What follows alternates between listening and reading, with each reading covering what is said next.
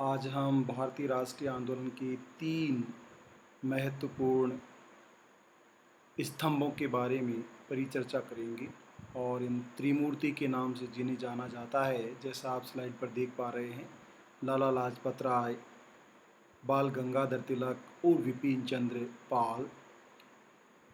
लाल बाल पाल के नाम से त्रिमूर्ति के रूप में प्रसिद्ध लाला लाजपत राय, बाल गंगाधर तिलक और विपिन चंद्र पाल के मुख्य राजनीतिक, सामाजिक और धार्मिक विचार क्या थे, राष्ट्रीय आंदोलन में उनकी क्या भूमिका रही है और किस तरह से उन्होंने एक राष्ट्रीय आंदोलन को अग्रिम दिशा प्रदान की, जिसके बाद महात्मा गांधी ने इन आंदोलनों को जन आंदोलनों के रूप में परिवर्तित किया। तो आइए सबसे पहले हम लाला लाजपत राय के विचारों की बात करें। तो लाला लाजपत राय का जन्म दुद्दी के गांव में, जो कि तत्कालीन पंजाब प्रांत में स्थित था और इस समय पाकिस्तान के लाहौर प्रांत में स्थित है, दूधी के गांव में लाला लाजपत राय का जन्म हुआ। तो मैं साथ के साथ लिखता जाता हूं, जो तो आपके लिए आसानी रहेगी नोट्स बनाने में या पीडीएफ के लिए आवश्यकता नहीं रहेगी। लाला लाजपत राय का जन्म दूधी के गांव में हुआ, जो कि उस समय के पंजाब प्रांत में था। लाला लाजपत राय का जन्म 18 जनवरी 1865 ईस्वी में हुआ। 1857 की क्रांति के बाद लाला लाजपत राय का जन्म हुआ है। हम सोच सकते हैं किस प्रकार के एक वातावरण में लाला लाजपत राय का जन्म हुआ। लाला लाजपत राय के पिताजी का नाम मुंशी राधा कृष्ण आज़ाद था। इनका जन्म एक धार्मिक परिवार में हुआ और लाला लाजपत राय, जिन्होंने आगे चलकर आर्य समाज को स्वीकार किया या जिनके चिंतन पर स्वामी दयानंद सरस्वती के विचारों का सबसे महत्वपूर्ण प्रभाव था, मुंशी राधा कृष्ण आज़ाद, मुंशी राधा कृष्ण आज़ाद इनके पिताजी थे। थोड़ा लिखने में टाइम लगता है, इसकी वजह से मुंशी कृष्ण आज़ाद, और इनकी माता का नाम गुलाबी देवी था या गुलाबी देवी आप कह सकते हो। तो दूधी के गांव पंजाब में 18 जनवरी 1865 को लाला लाजपत राय का जन्म हुआ। इनके पिताजी का नाम मुंशी राधा कृष्ण आज़ाद था और माता का नाम गुलाबी देवी था। लाला लाजपत राय को साथियों अनेक उपनामों से जाना जाता है और जो आपने भी सुना होगा, सबसे पहले लाला लाजपत राय को त्रिमूर्ति के रूप में लाल के नाम से जाना जाता है। इसलिए जो टाइम पीरियड है उनकी लाइफ का, उसके हिसाब से मैंने नहीं लिया, अपितु जिस नोमेक्लेचर से, शॉर्ट नेम से, उपनाम से वो प्रसिद्ध हैं, लाल बाल पाल, वहाँ से मैं इनका जिक्र कर रहा हूँ। सबसे पहले हम पंजाब के लाला लाजपत राय के चिंतन के बारे में जानेंगे, उसके बाद महाराष्ट्र के बाल गंगाधर तिलक के बारे में जानेंगे और उसके बाद बंगाल से विपिन चंद्र पाल के बारे में जानेंगे, उनके चिंतन के बारे में हम देखेंगे। तो इन्हें शेरे पंजाब, पंजाबी भाषा के रूप में, जो पंजाब प्रांत की भाषा है, शेरे पंजाब या पंजाब केसरी के नाम से भी, केसरी राजा के लिए कहा गया है, शेर के लिए कहा गया है। शेरे पंजाब या पंजाब केसरी के उपनाम से प्रसिद्ध थे। लाला लाजपत राय पेशे से एक वकील थे। उन्होंने लाहौर कॉलेज से वकालत LLB की शिक्षा प्राप्त की। ये प्रसिद्ध वकील थे, तीनों ही प्रसिद्ध, यानी कि बाल गंगाधर तिलक, और इनका पेशे से बहुत बड़ा योगदान रहा वकालत के क्षेत्र में।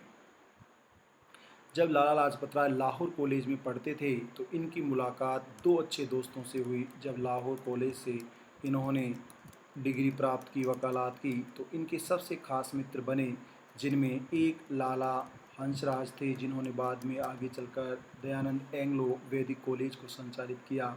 वह दूसरे सबसे घनिष्ठ मित्रों में थे गुरुदत्त, जिनका भी लाला लाजपत राय के जीवन में महत्वपूर्ण योगदान रहा है। शेरे पंजाब और पंजाब केसरी के नाम से मशहूर लाला लाजपत राय दयानंद एंग्लो वैदिक कॉलेज से जुड़ी।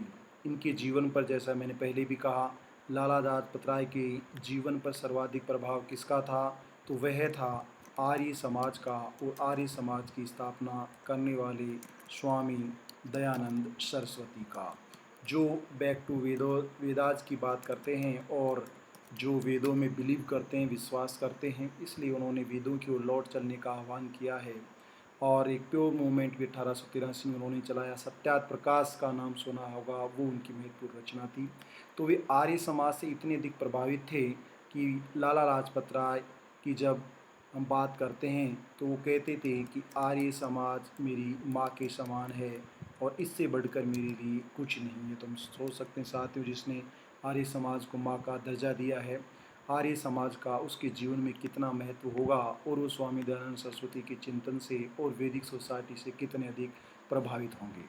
साथियों, लाला लाजपत राय ने पहली बार जब भारतीय राष्ट्रीय कांग्रेस के अधिवेशन में भाग लिया तो 1888 के राष्ट्रीय कांग्रेस के अधिवेशन में उन्होंने भाग लिया। इसके बाद वो राष्ट्रीय कांग्रेस से जुड़ गए। एक सबसे विश्वसनीय बात कि इस राष्ट्रीय कांग्रेस से जब लाला लाजपत राय जुड़े तो वो सदस्य भी रहे और तमाम तरह के उनके विवाद भी राष्ट्रीय कांग्रेस के साथ रहे। इस ऑर्गेनाइजेशन के बारे में भी उनके जो विचार हैं अलग अलग, जो हम साझा करेंगे आपके साथ, उन विचारों के बारे में भी। एक सबसे महत्वपूर्ण बात है कि गरम दल के नेताओं में जब 1905 सूरत अधिवेशन में विभाजन हुआ, उसके बारे में हम आगे बात करेंगे। उसके बाद गरम दल के नेताओं में सिर्फ लाला लाजपत राय थे जिन्होंने राष्ट्रीय कांग्रेस के एक विशेष अधिवेशन की अध्यक्षता की, जिसे कलकत्ता विशेष अधिवेशन 19 सितंबर 1920 के नाम से जाना जाता है। साथियों, लाला लाजपत राय न केवल भारतीय स्तर पर अपितु विदेश की ज़मीन पर भी लाला लाजपत राय ने भारतीय स्वाधीनता संग्राम को आगे बढ़ाने में महत्वपूर्ण भूमिका निभाई। 1914 में जब भारत में होम रूल मूवमेंट चल रहा था तो लाला लाजपत राय ब्रिटेन में थे और ब्रिटेन में इस कदर प्रभावित हुए कि समाजवादी पार्टी के प्रेरककर्ता के रूप में उनको जान सकते हैं, जिनकी बदौलत ही समाजवाद एक फेबियन सोशलिज्म के रूप में भारत में हमें देखने को मिलता है। इसी के साथ लाला लाजपत राय 1917 ईस्वी में पहली बार जेल में गए, जब लाला लाजपत राय को मई 1917 में सेडिटेशन का आरोप लगाकर मांडली जेल में, जो तिलक को 6 साल के लिए जेल की सज़ा हुई थी, जो उस समय बर्मा में और आज के म्यांमार में स्थित है, मांडली जेल में लाला लाजपत राय को बंदी बनाया गया। इसके बाद लाला लाजपत राय को छोड़ दिया गया और लाला लाजपत राय 1917 से लेकर 1920 तक, हम कह सकते हैं लगभग पहले विश्व युद्ध की बात करें तो उस दौरान 1917 से लेकर 1920 के आरंभ तक लाला लाजपत राय संयुक्त राज्य अमेरिका रहे। संयुक्त राज्य अमेरिका में भी ऐसा नहीं है कि वो भारतीय स्वाधीनता को भूल गए, अपितु उन्होंने 1917 में ही संयुक्त राज्य अमेरिका में इंडियन होम रूल लीग की स्थापना की। जो होम रूल मूवमेंट भारत में बाल गंगाधर तिलक और एनी बेसेंट चला रहे थे, उसी मूवमेंट की एक शाखा लीग ब्रांच के रूप में लाला लाजपत राय ने अमेरिका के न्यूयॉर्क शहर में स्थापित की। और होम रूल लीग की जो ब्रांच थी उस समय अमेरिका के न्यूयॉर्क शहर में स्थापित। साथियों, आपको याद होगा बहुत से हमारे क्रांतिकारी जो भारत की ज़मीन पर रहते थे तो ब्रिटिश सरकार उनका दमन कर देती थी, इसलिए वो विदेश की ज़मीन से भारत की आज़ादी का स्वाधीनता संग्राम चला रहे थे, भारत की आज़ादी के लिए, स्वाधीनता के लिए संघर्ष कर रहे थे। उनमें लाला लाजपत राय का नाम भी बड़े ही गर्व के साथ हम ले सकते हैं। लाला लाजपत राय की इसके बाद की जीवन की यदि बात करें तो 1920 में लाला लाजपत राय को एक महत्वपूर्ण स्वरूप मिला, जिसे हम कह सकते हैं कि वही राष्ट्रीय कांग्रेस, जिस राष्ट्रीय कांग्रेस के लिए लाला लाजपत राय ने कहा कि वह लॉर्ड डफरिन के दिमाग की उपज है और वह शिक्षित भारतीयों का एक मेला भर है और ये कोई विशेष प्रभावी संगठन नहीं है। सितंबर 1920 में कलकत्ता में कांग्रेस का विशेष अधिवेशन हुआ और इस अधिवेशन में लाला लाजपत राय अध्यक्ष बने। तो एकमात्र अधिवेशन जो विशेष अधिवेशन था, जैसे गांधी के लिए प्रश्न पूछा जाता है कि गांधी राष्ट्रीय कांग्रेस के कितनी बार अध्यक्ष बने, एक बार। गरम दल में तीनों में से केवल लाला लाजपत राय कांग्रेस के अध्यक्ष बने, हालांकि वह वार्षिक सत्र नहीं था अपितु वह एक विशेष सत्र था। कांग्रेस के बारे में क्या स्थिति रही? कांग्रेस 1905 से इनमें विवाद उत्पन्न हो गया, जो स्वतंत्रता के लोकतांत्रिक तरीके से समर्थन कर रहे थे और जो दूसरे स्वराज और बहिष्कार और राष्ट्रीय प्रतिरोध का सहारा लेना चाहते थे। साधन क्या हो स्वतंत्रता प्राप्ति के, इन साधनों को लेकर 1905 से ही कांग्रेस के बीच एक बहस शुरू हो गई। और इस बहस को अंतिम परिणाम मिला 1907 के सूरत अधिवेशन में, जिसकी अध्यक्षता रास बिहारी बोस कर रहे थे। इस अधिवेशन की अध्यक्षता रास बिहारी बोस के द्वारा की गई, जब भारतीय राष्ट्रीय कांग्रेस सूरत विभाजन के नाम से भी इसे जाना जाता है। ये दो दलों में विभाजित हो गई, एक दल का नाम गरम दल और दूसरे दल का नाम नरम दल। साथियों, जो मैंने कहा गरम और नरम दल, गरम दल के नेताओं में लाला लाजपत राय, बाल गंगाधर तिलक और विपिन चंद्र पाल तथा अरविंद घोष थे। गरम दल के इन 3 नेताओं को राष्ट्रीय आंदोलन में त्रिमूर्ति के नाम से भी जाना जाता है। लाल, बाल और पाल के नाम से इनको जाना जाता है। तो ये कांग्रेस के साथ ऐसे उनके विचार रहे, और यद्यपि वे कांग्रेस की तरफ से आगे चलकर पंजाब की तरफ प्रांत की तरफ प्रतिनिधि के रूप में केंद्रीय विधानसभा में भी निर्वाचित हुए, परंतु कांग्रेस के जो लिबरल और कॉन्स्टिट्यूशनल और गोखलेवादी जो एटीट्यूड था, उस एटीट्यूड से प्रभावित होकर वो गरम दल से जुड़े और ये लाल बाल पाल के नाम से वो प्रसिद्ध हुए। साथियों, लाला लाजपत राय न केवल स्वाधीनता के लिए अपितु जो मजदूर थे उनसे भी बहुत अधिक प्रेम रखते थे। तो श्रम दल का उन पर काफ़ी प्रभाव था, और जैसा मैंने कहा समाजवादी पार्टी में भी तो पहली बार जो ऑल इंडिया का जो attack all India trade union Congress करके एक संगठन बना, उस संगठन की स्थापना 1926-27 के लगभग की गई थी। और इस संगठन की जब स्थापना का पहला अधिवेशन हुआ तो उस अधिवेशन में इन्होंने भाग लिया। अक्टूबर 1920 में जो अध्यक्षता हुई, उस अधिवेशन में इन्होंने भाग लिया, और इस की स्थापना एन जोशी के द्वारा की गई थी, जो पहला भारत का राष्ट्रीय श्रमिक दल आप इसको कह सकते हो, और इसकी अध्यक्षता लाला लाजपत राय के द्वारा की गई। यही नहीं, अपितु उन्होंने 1926 में भी जब जेनेवा में अंतर्राष्ट्रीय मजदूर सम्मेलन का आयोजन हुआ, तो वहाँ भी लाला लाजपत राय इस सम्मेलन की भागीदारी के लिए जेनेवा स्विट्ज़रलैंड गए। साथियों, सबसे जो महत्वपूर्ण और घटनाक्रम हुआ वह लाला लाजपत राय के साथ 1928 में हुआ। जैसा कि आपको ध्यान होगा, साइमन कमीशन ब्रिटिश सरकार के द्वारा एक आयोग का गठन किया गया, और इस आयोग के गठन का प्रावधान उस समय 1919 के अधिनियम में था। तो भारत शासन 1919 के अधिनियम में प्रावधान था कि 10 वर्ष के बाद साइमन कमीशन आयोग का गठन किया जाएगा, परंतु ब्रिटिश सरकार ने निर्धारित अवधि से 2 साल पहले 1927 में ही साइमन आयोग का गठन कर दिया, और फरवरी 1928 में इसे भारत भेज दिया गया। और यही आयोग लाहौर जब पहुंचा तो सबसे ज़्यादा विरोध का सामना इसे लाहौर में करना पड़ा, और लाहौर में इस विरोध का नेतृत्व करने वाले लाला लाजपत राय थे।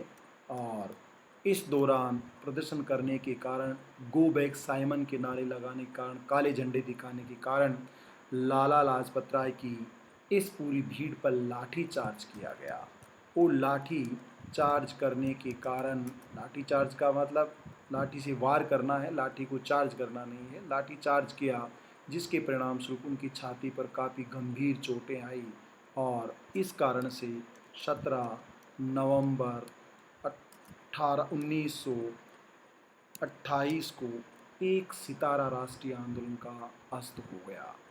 इनके बलिदान को व्यर्थ जाने नहीं दिया गया, अपितु स्कॉट की हत्या करने के लिए चंद्रशेखर आज़ाद और भगत सिंह ने जो प्लान बनाया, उस प्लान के तहत उन्होंने सैंडर्स की हत्या कर दी, जिनकी हत्या का आरोप आगे चलकर भगत सिंह पर लगाया गया, जो फांसी दिलाने में एक अपराध की तरह ब्रिटिश सरकार ने इसका यूज किया।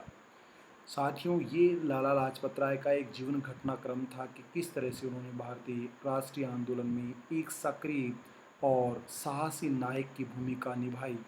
उनका सबसे महत्वपूर्ण योगदान राजनीतिक स्वाधीनता दिलाने में था, इसलिए वे एक लेखक के रूप में, वकील के रूप में, एक्टिविस्ट के रूप में कार्य कर रहे थे। लाला लाजपत राय के द्वारा जनता के जागरण करने के लिए कुछ पत्रिकाओं का संपादन किया गया। इन पत्रिकाओं में सबसे मशहूर पत्रिका जो लाला लाजपत राय की थी, वह पंजाबी के नाम से पब्लिश किया गया। इसके अलावा उन्होंने उर्दू में भी पत्रिका का प्रकाशन किया गया और उर्दू में वंदे मातरम के नाम से वे इसका प्रकाशन करते थे। इसके अलावा द पीपुल लोगों के लिए ख़ास बात थी, और जब लाला लाजपत राय से पूछा जाता था कि आपकी ताकत क्या है, तो वो कहते थे मेरी ताकत मेरी कलम है। साथियों, ये सबसे बड़ी ताकत है जिसे कलम की ताकत कहा जाता है। जो लेखनी की ताकत है वह कैसा इतिहास लिखती है, कैसा साहित्य बनाती है, ये ताकत एक लेखक में है, उसकी लेखनी में है कि वह क्या पढ़ाता है, क्या लिखता है, कैसा समाज बनाता है और कैसे इतिहास को वह परिचर्चा का आधार बनाया गया अथवा आने वाली पीढ़ियों को वह किस तरह का इतिहास सौंपता है। सत्य, असत्य, ज्ञान, विज्ञान, झूठ, सच, उसका हित करने वाला, खुद का हित करने वाला, समानता स्वतंत्रता को स्थापित करने वाला, शोषण या एक भेदभावपूर्ण समाज को स्थापित करने वाला, ये बहुत हद तक लेखनी पर निर्भर करता है। इसलिए जब मैं कहता हूँ रीड राइट देन फाइट, ये बहुत महत्वपूर्ण बात है। शब्द तीनों छोटे छोटे हैं, लेकिन ये अम्बेडकर के संगठित रहो, शिक्षित रहो, संघर्ष करो जैसे शब्दों की हिमाकत रखते हैं, उतनी ही ये ताकत रखते हैं। लाला लाजपत राय के द्वारा न केवल कुछ पत्रिकाओं का प्रकाशन किया गया, अभी तो उन्होंने जैसा कहा है कि लेखनी उसकी उनकी ताकत है, तो पुस्तकों का प्रकाशन भी उन्होंने किया, पुस्तकें भी उन्होंने लिखी। और लाला लाजपत राय की अगर पुस्तकें देखें तो एक लंबी श्रृंखला है जिसमें महत्वपूर्ण पुस्तकों की उन्होंने रचना की है। तो लाला लाजपत राय की पुस्तकों की हम बात करें, सबसे पहले उन्होंने the story of my deportation, the story of my deportation नामक पुस्तक लिखी, और इस पुस्तक के माध्यम से उन्होंने एक परचम लहराया, शुरुआत की 1908 में। दूसरी जो उनकी महत्वपूर्ण पुस्तक थी, जैसा मैंने कहा कि वो आर्य समाज को अपनी माँ के समान मानते थे, जैसे गाय माता की बात कहते हैं, ऐसे आर्य समाज को माँ मानते थे। तो आर्य समाज के नाम से उन्होंने 1915 में एक पुस्तक लिखी जिसमें आर्य समाज का उन्होंने महत्व बताया है और सभी को इसका सदस्य बनने का आग्रह उनके द्वारा किया गया है। 1916 में उनके द्वारा यंग इंडिया नामक पुस्तक का लेखन किया गया, जो भी एक महत्वपूर्ण पुस्तक है।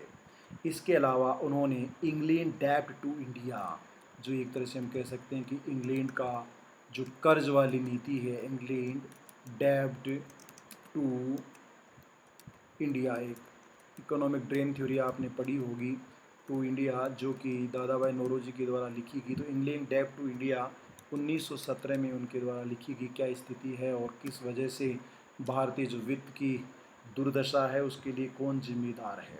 इसके अलावा उन्होंने the united state of America a Hindu impressions पुस्तक का भी, यूएसए आप कह सकते हो, यूएसए कॉलन करके लिखा है, यूएसए दी हिंदू, इस वर्ड का उन्होंने यूज किया है, और हिंदू इम्प्रिजन की उन्होंने बात की है। तो ये पुस्तक भी उन्होंने 1917 में लिखी है। इसके अलावा लाला लाजपत राय के द्वारा सबसे जो फेमस पुस्तक लिखी गई उसका नाम है अनहैप्पी इंडिया।